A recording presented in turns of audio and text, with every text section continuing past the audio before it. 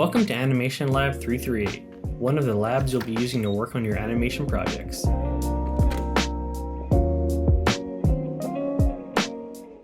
I'm happy to introduce you to DragonFrame, one of the most popular softwares for stop-motion animation. Firstly, you'll need to log on to a computer. The password is the same for all the computers in the labs. Create a folder on the desktop with your name and project, and open DragonFrame.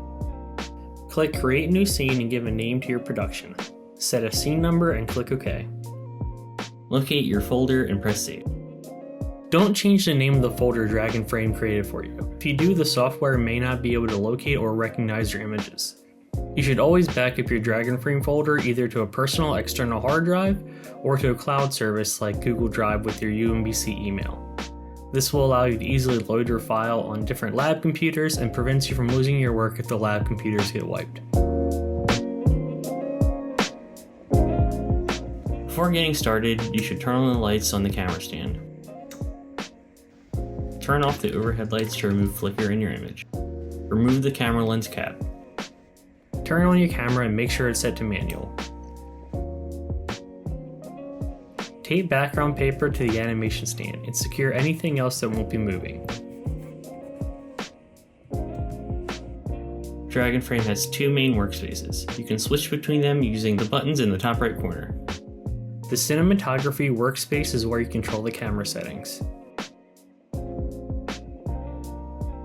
The animation workspace is where your shots are stored on the X sheet to the right and the timeline on the bottom. Click here to open or collapse the timeline. If DragonFrame isn't recognizing your camera, go to Capture and click Reset Refresh Connections.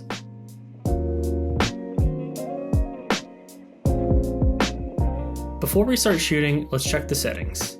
Go to the cinematography workspace. Place your object in.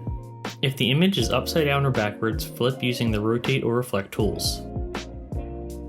Use the lens on the camera to adjust the zoom.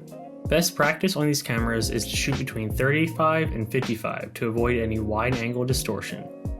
Manually focus the camera until the image is sharp. Go to the camera settings on the right side of the screen. Here you should adjust the camera speed, aperture, and ISO. Keep your ISO value below 150 because higher could make your image blurry. Keep your shutter speed at a quarter second or lower because it will reduce any possible flicker. After that, adjust aperture. We don't need to reduce the aperture number a whole lot because we have a good light source. Under image quality, select large normal JPEG. You don't need to shoot RAW files. Next, take a test shot. It's recommended to take multiple test shots while you adjust your camera settings to find out what works best for you. Remember, the test shots are final image quality and will look different than the live view. Go to the animation workspace. Set the project frame rate to 24 frames per second and make sure you're shooting on 2s for the best balance of fluidity and efficiency. Set the mask to 16 by 9. You should set the mask opacity to 50% or lower. When I opened DragonFrame for this animation, the mask had an offset on it, making it appear at the top. Alternatively, your mask could be at the top and bottom. This can be adjusted using the mask offset here. Now you're ready to start shooting. To take the first shot, press the record button on the DragonFrame keypad or the spacebar on your keyboard computer. Repeat until your scene is finished.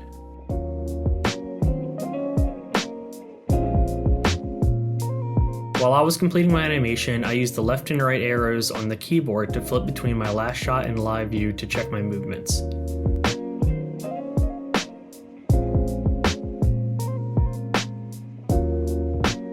Take a shot and need to delete it, right-click the frame on either the timeline or X sheet and click Delete or X on your keypad.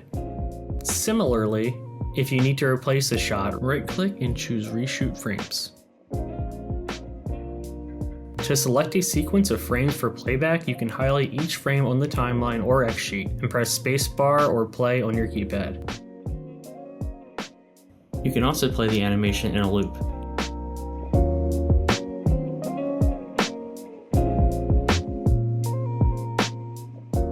You can also select frames on a timeline by moving the yellow markers.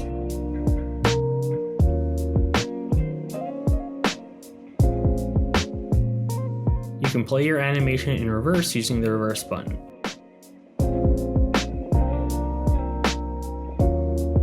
Let's look at the onion skin tool. This technique allows you to see multiple frames in the live view.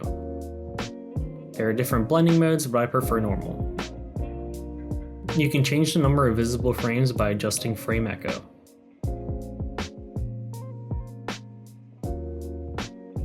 You can also use a guide to draw lines or shapes to create more accurate movement. For this, I just drew a straight line holding Shift.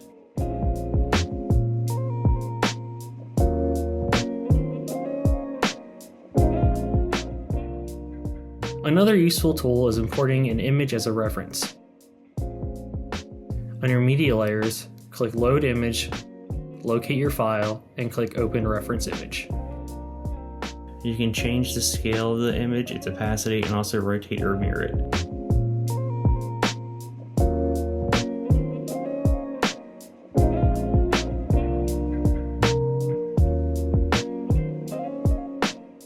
When you're ready to export your animation, click File, then Export Movie.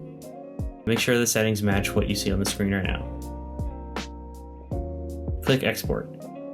Choose your folder and click Export Movie.